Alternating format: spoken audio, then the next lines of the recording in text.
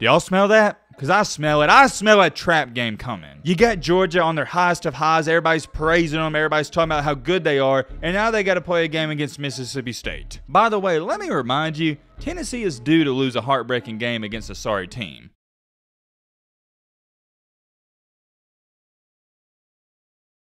Welcome, ladies and gentlemen, to the Week 11. Can you believe it? The Week 11 preview. Man, the season is flying by. I'm excited as always to get into this preview, and let's just say it might be a little more interesting than what some of y'all think it's going to be. I got not one, not two, not three, but four. Yes, repeat it with me now. 4 teams on upset alert. One of those including the best team in all college football, and that's Georgia. To go along with that, I got Tennessee on upset alert, Alabama on upset alert, and TCU. And when I say upset alert, I'm saying there's a pretty dang good chance that some of these teams could lose. Whoa, whoa, whoa, whoa, whoa. Hold on, hold on. I know what all you sitting there saying. Yo, Matt, are you off your meds? Are you on drugs? What are you doing? What do you mean Georgia and Tennessee on upset alert? They're playing Missouri. Well, they're not playing Missouri. Tennessee is playing Missouri, which isn't that great of a team, and Georgia is playing Mississippi State. I understand it and get it 100%. It is a bold take, but trust me, I got my reasons for it. We're going to talk all about that. I'm super excited to get into my predictions, and also let me know your predictions down below. All right, Matt, blah, blah, blah. Shut up, grab up. Now, without further ado,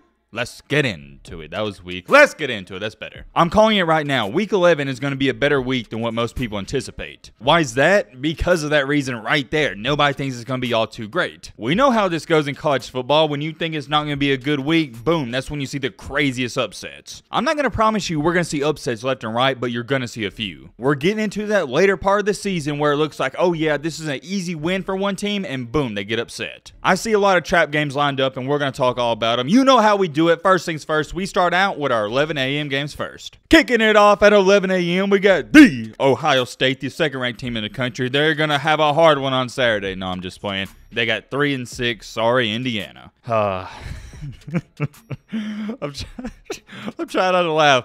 The Big Ten's just so bad. I'm not even previewing this game. Ohio State's a 40-point favorite. If you are curious, I do have Ohio State winning like every other human out there. Moving on to this game, though, the one I'm excited to talk about, we got Tennessee hosting Missouri. As to where it stands, Tennessee is a 20.5-point favorite, and Missouri is 4-5. You know what your boy Matt smells? I smell a trap game. Although, yes, Missouri isn't a great team. They're not a good team, and at best, an average team, don't sleep on them. Outside of one game where Kansas State destroyed them, all of their games have been close. They should have beat Auburn. That was the kicker's fault. They lost that one by 3 points. They lost to Georgia, the best team in the country, by 4 points. They also only lost to Florida, which is a decent team, by 7. And last but not least, their most recent loss against Kentucky, they lost by 4. You see what I'm saying? All their losses are by single digits. Missouri is a team you think you're going to have a field day with, you're going to walk all over, and they surprise you and they keep it close. Trust me, ask Georgia. This is one of those perfect and ideal trap games. Tennessee's coming off of a brutal loss. They got to wake up at 11 a.m.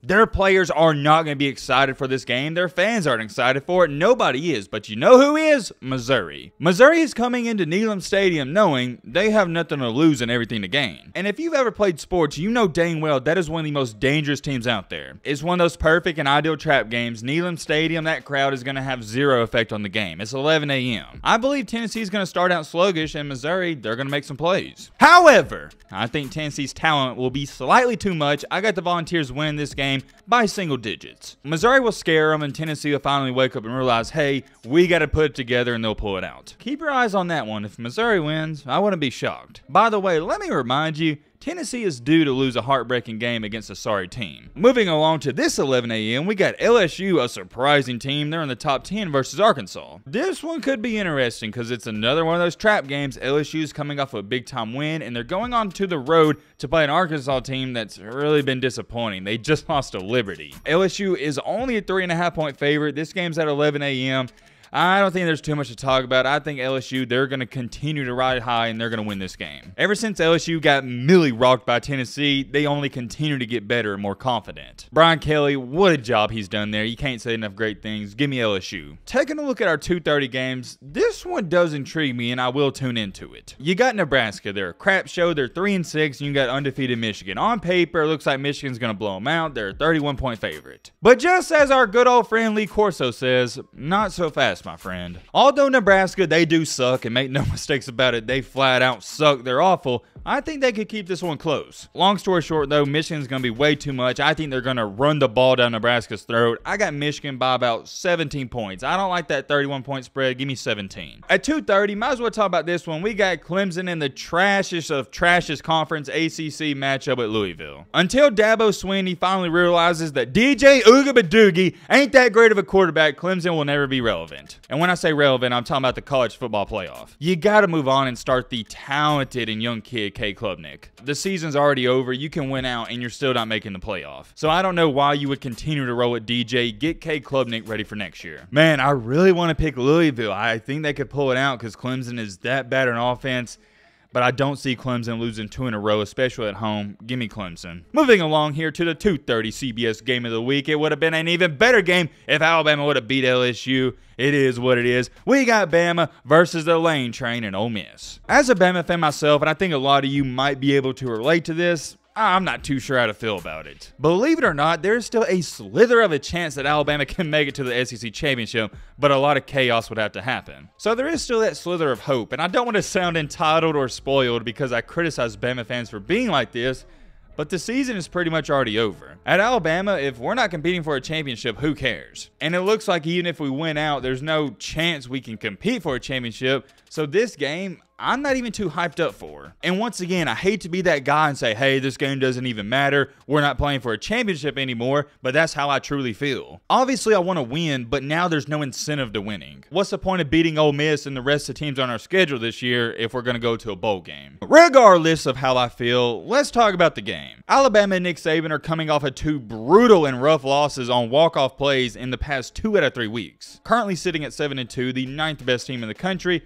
On the flip side for Ole Miss, they've had a fantastic season. They're 8-1 and they're almost in the top 10. Considering what Ole Miss lost in the offseason, to be where they're at, it's phenomenal. Even with Alabama having a down year, and this is one of the biggest down years they've had under Nick Saban, they're still a 12-point favorite on the road. That just goes to show you how much people respect Nick Saban in Alabama. But let's look at the cold hard facts. Not just this year, but the past 2 years, Alabama has been a terrible road team. I mean, heck, this year they've lost 2 games on the road. They should have lost to Texas on the road, and they struggled with Arkansas on the road. This Bama team on the road the past 2 years, they're not intimidating like they used to be. Back in 2010 all the way up into 2020, Alabama won all their road games when they stepped onto the field. Other teams were scared of them. Teams aren't scared of them anymore, and that's the saddest reality. Alabama makes a ton of mental mistakes on the road, and it's truly sad because they got one of the best quarterbacks, in my humble opinion, the best quarterback they've ever had attend that college, and he's not even going to win a championship. Even with Bryce Young saving the day, playing out of his mind in road games, they still find a way to lose. The beauty about being in week 11, it's not week 1, week 2, or week 3. We know what to expect. We know who you are. For example, after that Texas game, you couldn't really justify saying Alabama's a terrible road team, but now you can. I full on expect this Alabama team to make a lot of mental mistakes just like they did against LSU, Texas, and Tennessee. Now make no mistakes about it, Alabama is still Alabama. They're going to be a tough matchup for anybody on any Saturday. But what I'm going to be paying attention to the most, and I think all of you should as well,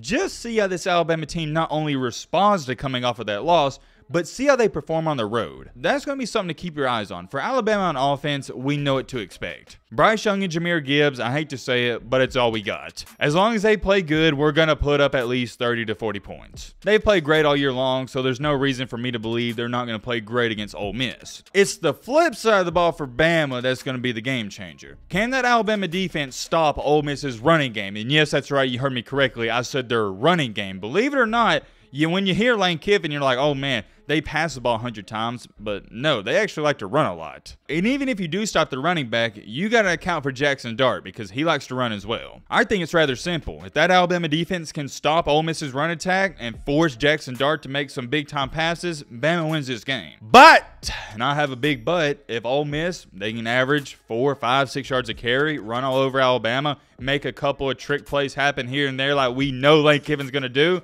Ole Miss doesn't have a decent chance of pulling off this upset. They have a great one. All in all, though, I'm not betting against Nick Saban. I'm sorry, I can't. I don't care how bad this Bama team has looked at times. I don't care how bad the play calling is from Pete Golden and Bill O'Brien. I am not betting against Nick Saban, especially coming after a loss. If you keep up with college football, you know that Alabama, after a loss, they normally destroy their opponent. I don't think Alabama's going to destroy Ole Miss, though, because this Alabama team can't destroy anybody this year. They're not that great. They're good. They're not great. I'm going to take Alabama in a close one. They win this game by 7 points. It's going to be a good one, although we're not really playing for anything anymore. I'm excited. Moving along here to our 6 p.m. games, we got Georgia and Mississippi State.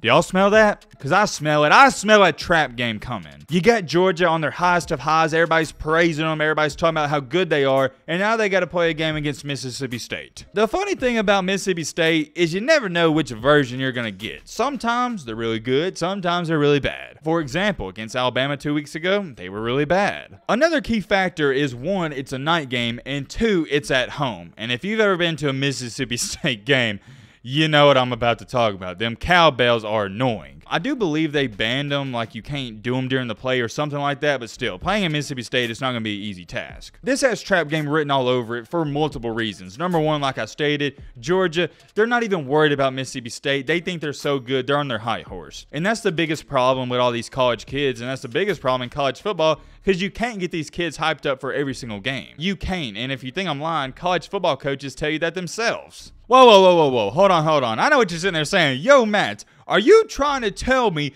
that this Mississippi State team is going to keep it close with Georgia? They can't even play with them. I'm going to be real with all of you. I myself don't even believe that Mississippi State can keep it close with Georgia. I really don't. Georgia is the new Alabama. That's how good they are. They are bigger, faster, stronger, and overall better. Probably 2 times better than every single team. But, and I have a big but, trust me on that, I've seen this story before. We know how this goes. We also thought that Missouri had no shot of keeping it within 30 points against Georgia, and we saw how that happened. Or not happened, how it played out. You get what I'm trying to say. Here's the thing about Georgia, and this is really obvious. You're not going to run on them. That works out for Mississippi State, though, because they don't even care to run the ball. They're going to throw it 60 times per game. And that is the one area of Georgia that's not really a weakness, but you can have some success. I think Mississippi State is going to put up points. I think they're going to pull out a lot of tricks out of their sleeves, but I also don't know how their defense is going to stop Georgia's offense. I'm not the biggest fan of Stetson DoorDash Bennett, as most of you have come to know, but I think he's been playing really good this year, and he's going to continue to have success. I think it's going to be a good ball game. As much as I want to pick the upset, I can't bet against this Georgia team. They look too good, too big, too strong. I got Georgia winning by about 10 points. Check out this game. I low-key forgot about it. We got 25th ranked Washington versus Oregon. I'm going to keep this one short and simple. Bo Nix continues the Heisman campaign. Give me Oregon by 25. Last but not least, though, the final game of the night, starting or kicking off at 6:30, we got Texas and TCU. Weirdly enough, TCU is not the favorite. Texas is a 7-point favorite. That shocks me. I'm not shocked that Texas is a favorite. I'm shocked that it's 7 points. I think it should only be about 2.5 to 3. But hey, it is what it is. We got to talk about it. The kryptonite for Texas is they're going to play up to their competition like they did against Alabama and any other team, but they're also going to play down to the competition. That's been the struggle with Texas for the past 5 to 10 years. Fortunately enough for Texas fans, I got good news. I think you're going to play up to the competition this Saturday against TCU, and they're going to be highly motivated. I've watched this TCU team a lot with Max Duggan at quarterback. He's played phenomenal this year, and I honestly don't believe Texas can stop them. That also, now that I think about it, is more than likely the X factor. Texas defense, if they can hold TCU to under 30 points, they're going to have a good shot to win, because TCU's defense, and I don't even mean this respectfully, I mean it disrespectfully, they flat out suck. Texas and Quinn Ewers is going to have a field day. I expect Texas to get in the 30s. The real question mark is the Texas defense. If you can stop Max Duggan and TCU, you're going to have a chance. If you can't stop them and they put up 45, 50 points, you're probably going to lose. This is going to be a hyped up game. I think Texas is going to come out on fire. I think Quinn Ewers is going to play great, but I still got TCU winning this one. What's a good score? There's going to be a lot of fireworks. I got TCU winning 49-45. For all of my Tennessee fans out there, that is not what you wanted to hear, because you need TCU to lose. The reason I'm picking TCU is because they've been consistent all year long. I know what I'm going to get. With Texas, I don't really know. They've been so up and down and inconsistent. I think it's going to be a great game. And yeah, that is the Week 11 preview. I'm very curious. Let me know your thoughts down below. And also let me know your upsets down below. But yeah, with all that being said, right away.